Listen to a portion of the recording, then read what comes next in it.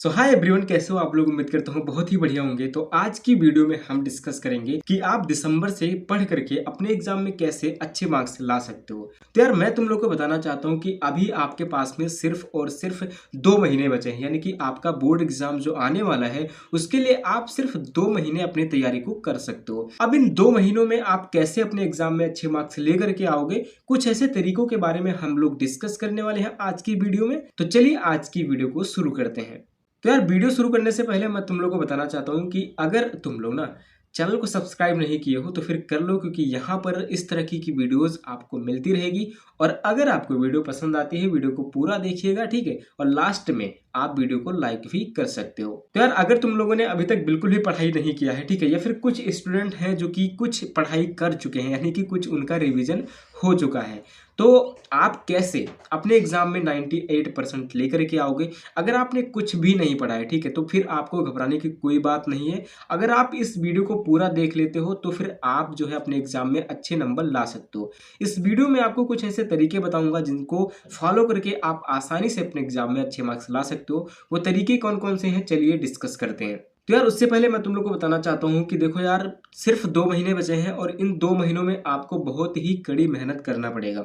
अगर आप मेहनत करना चाहते हो, ठीक है, मेहनत करना जानते हो, और आपका अगर सपना है, आपका अगर गोल है कि आपको अपने बोर्ड एग्जाम में 98% लेके आना है, अगर आपको अपना फ्यूचर अच्छा बनाना है, तो फिर आप एक प्रण लीजिए, एक वादा आज मुझसे कीजिए कि आप जो है इस वीडियो को देखने के बाद में अपनी पढ़ाई को स्टार्ट कर दोगे, ठीक है। और डेफिनेटली अगर जिन लोगों ने बिल्कुल भी नहीं पढ़ाई किया है ना, तो उनके लिए मैं आपको स्पेशली बताना चाहता हूँ कि आपके लिए सिर्फ 2 महीने बचे हैं। और अगर आप इन 2 महीनों में अपनी पढ़ाई को नहीं कर पाओगे, ठीक है, कल कल करते करते उसे टालते रहोगे, तो फिर आपको कितना कल बीत जाएगा ना, आपको खुद नहीं पता चलेगा।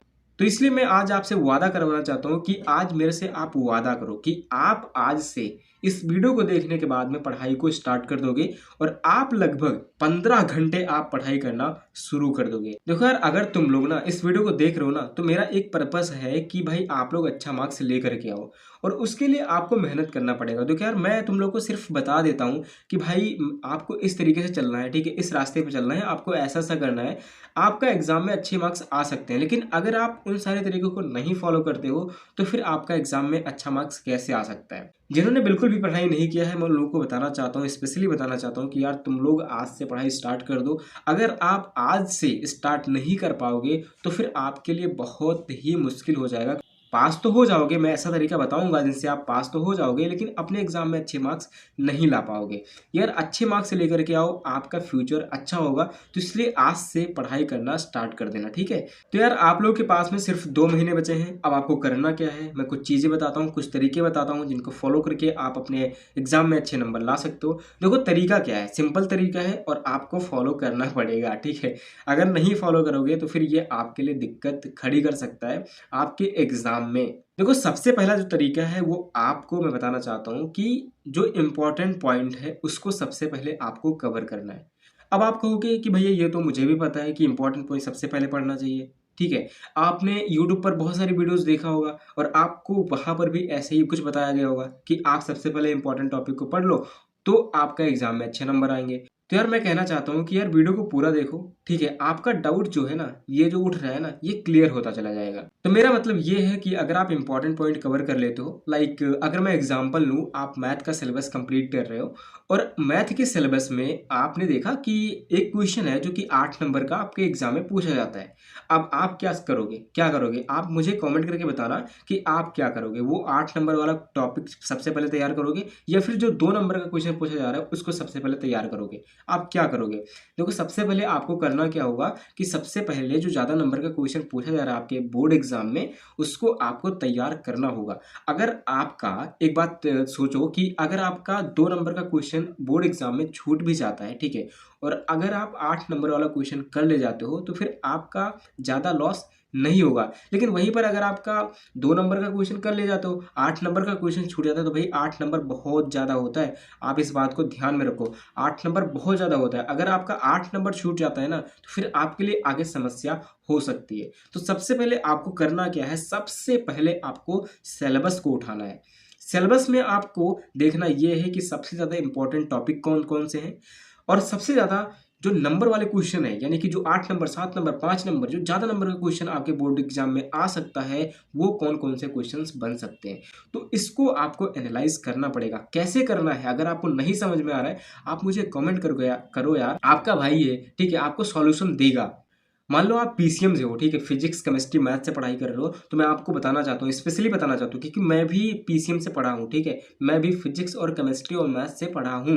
मैं आपको बताना चाहता हूँ कि फिजिक्स में अगर आप मान लो, एक एग्जाम्पल के तौर पर बताना चाहता हूँ कि अगर आप कोई डेरिवेशन करते हो, डेरिवेशन भाई आपका 5 नंबर का आता है, ये कन्फर्म है, ठीक है। अगर आपका कोई भी डेरिवेशन आएगा, अगर वो लंबा डेरिवेशन है, तो फिर वो 5 नंबर आपको मिलेगा वहाँ पे, अगर आप पूरी तरीके से अच्छे से कर ले जाते हो। तो डेरिवेशन आपको ध्यान में देना है। जो ज़्यादा नंबर वाले क्वेश्चंस हैं, उनको आपको देखना है।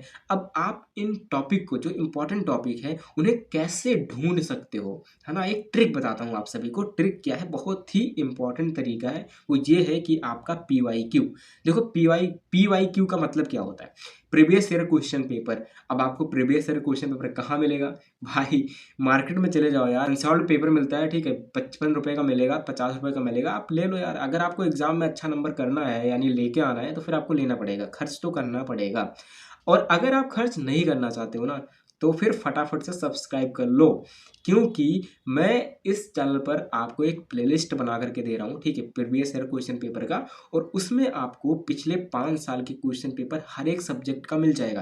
भाई अगर आप पीसीएम से पढ़ाई कर रहे हो ना, तो फिर आपको प्रीवियस ईयर का क्वेश्चन पेपर मिल जाएगा। तो यहाँ पे आपको करना क्या है कि आपको प्रीवियस ईयर का क्वेश्चन पेपर बहुत ही इंपॉर्टेंट हो जाता है आपके इंपॉर्टेंट टॉपिक को, इंपॉर्टेंट पॉइंट को समझने के लिए, कि आपका आने वाला जो बोर्ड एग्जाम है, उसमें कौन से ऐसे इंपॉर्टेंट पॉइंट है, कौन से ऐसे ज़्यादा नंबर वाले क्वेश्चन है जो कि बार बार रिपीट हो रहे हैं, बार बार पूछे जा रहे हैं। अब आप क्वेश्चन पेपर जब देखोगे ना प्रीवियस ईयर के, तो 5 सालों में, तो आप देखोगे, मान लो फिजिक्स का आप देख रहे हो, ठीक है, तो उसमें आपको ऐसे बहुत सारे क्वेश्चन मिलेंगे जो कि पिछले 5 सालों में बहुत बार रिपीट हुए हैं, ठीक है, कि बहुत बार रिपीट हुए हैं। भाई यूपी बोर्ड में 7 सेट होता है, ठीक है, 7 सेट होता है, यानी कि 7 पेपर आपको मिलता है। और उस 7 पेपरों में ना बहुत सारे क्वेश्चन होते हैं जो कि रिपीट होते रहते हैं, रिपीट होते रहते हैं। और उन रिपीटेड क्वेश्चन को अगर आप कर लेते हो, तो फिर आपके एग्जाम में 85% मैं लिख करके दे सकता हूँ, ठीक है, कि कंफर्म है। यार जब मैं अपनी स्टोरी बताता हूँ, थोड़ा वीडियो लंबी हो सकती है, लेकिन मैं बताना चाहता हूँ कि जब मैं मैथ का एग्जाम दे रहा था ना, भाई जो मैंने क्वेश्चन किया था प्रीवियस ईयर का, वो क्वेश्चन एज इट इज़ वहाँ पे थे, ठीक है, मुझे मिले थे यार। मैं उस समय सोच रहा था कि भाई काश मैंने सारे प्रीवियस ईयर के क्वेश्चन पेपर लगा लेता, क्योंकि मैंने भी तुम लोगों की तरह गलती कर दी थी, मैंने भी नहीं लगाया था, 1-2 सेट रह गया था मेरे से, तो इसलिए मेरे मार्क्स थोड़ा कम आ गए थे, ठीक है।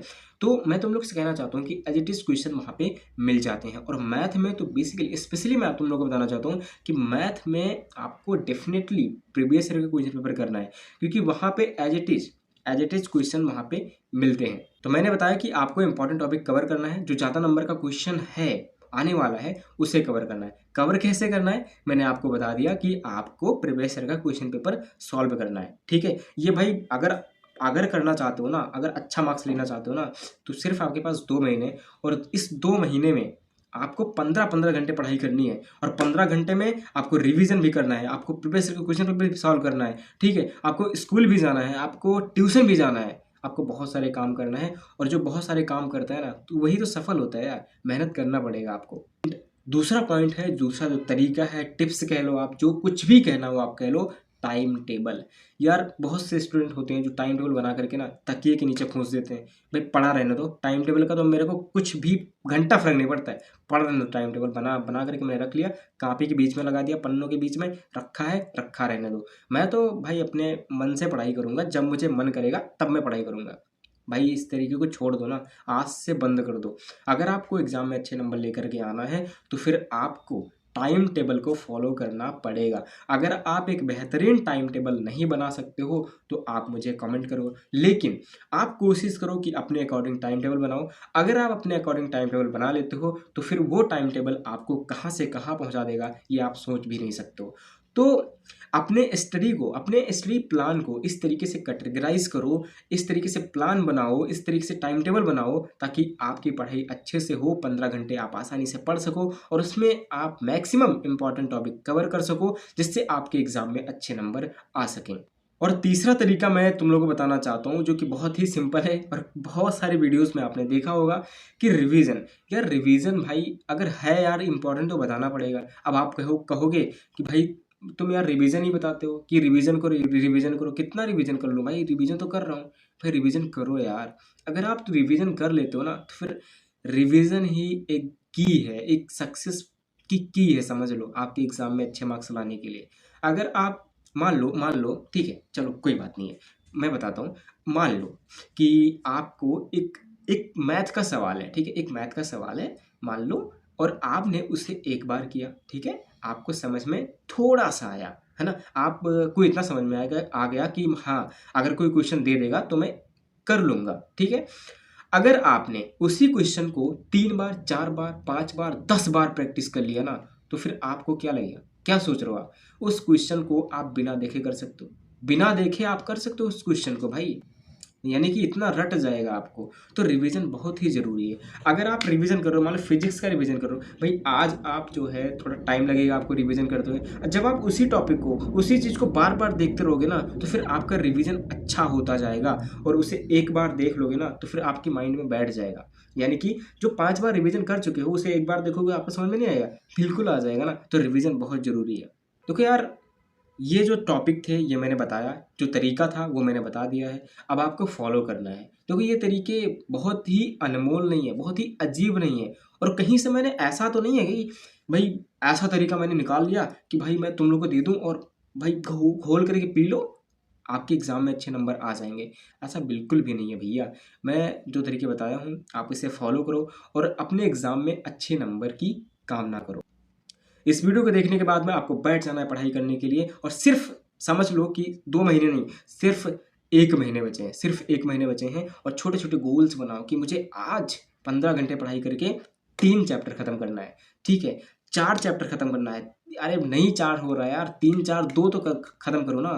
तो यार चैनल को सब्सक्राइब कर लेना, अगर भूल जाते हो तो मैंने कहा याद दिला दूं। अगर सब्सक्राइब नहीं करोगे तो भाई तुम अपने भाई को भूल जाओगे, है ना, फिर कहोगे यार ये कौन है भाई, मेरा तो सब काम हो गया, है ना। तो सब्सक्राइब कर लो, मैं मिलता रहूँगा आप सभी को, नई नई चीज़ें सिखाता रहूँगा, ठीक है, और मोटिवेट करता रहूँगा, जुनून बढ़ाऊँगा, आपके अंदर जज्बा लेके आऊँगा। मेहनत करो यार, मेहनत करो, ठीक है, लगातार मेहनत करो। और कोई ऐसी की नहीं है यार, मैं बताना चाहता हूँ आप सभी को कि ऐसी कोई की नहीं है, ऐसी कोई दवाई नहीं है यार कि मैं तुम्हें घोल कर ही पिला दूँ। भाई दिसंबर आ चुका है, 2 महीने बचे हैं, आपका एग्जाम आने वाला है भाई, इस दवाई को तुम खा लो, सारे आपके जो क्वेश्चन पेपर हैं जो आने वाला है भाई वही मिल जाएगा तुम्हें। ऐसा बिल्कुल भी नहीं होता है ना। कॉमन सेंस तो वही है, आप समझ रहे हो, आप अच्छे हो, ठीक है, पढ़ाई कर रहे हो, 12th में हो 10th में हो, आसानी से आप समझ सकते हो इस बात को। तो आपको मेहनत करना है। मैंने क्या बताया, अगर शॉर्टकट में देखोगे तो फिर इंपॉर्टेंट क्वेश्चन पेपर, है ना, इंपॉर्टेंट टॉपिक, रिवीजन, ये 2 चीज़ें बहुत ही इंपॉर्टेंट है, बहुत ही इंपॉर्टेंट है। तो करो इन सारी चीज़ों को और ले करके आओ, और उसके बाद में इस वीडियो को पे आना, मेरे को कमेंट करना कि भैया आपने मेरे दिल में जुनून जगाया था, और मुझे जो तरीका बताया था मैंने उसे फॉलो किया, और कुछ मैंने अपने से भी ऐड किया उस तरीके में, और मुझे आज अच्छा रिजल्ट मिला है। ठीक है गाइस, तो बाय बाय। आज की वीडियो में बस इतना ही, मिलते हैं अगली वीडियो में। Take care, bye bye.